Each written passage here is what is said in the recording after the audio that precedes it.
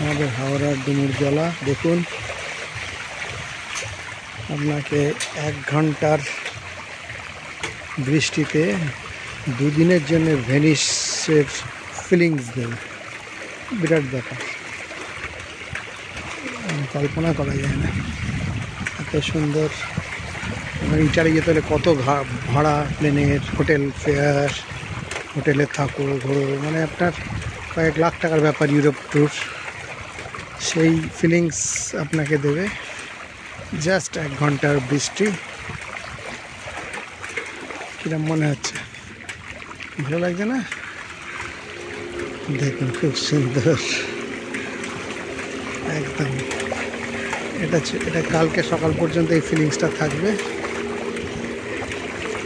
তারপরে আবার হাওড়া আসবে। এখন পুরো ভেনিস, শুধু গন্ডোলাটি চলা বাকি।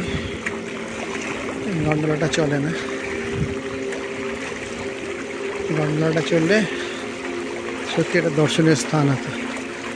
সরকারকে যে অ্যাপিল করবো, বর্ষাকালটা যাতে এখানে কিছু নৌকা রাখা হয় অভিনব। অনেক জায়গা থেকে লোক আসবে দেখতে,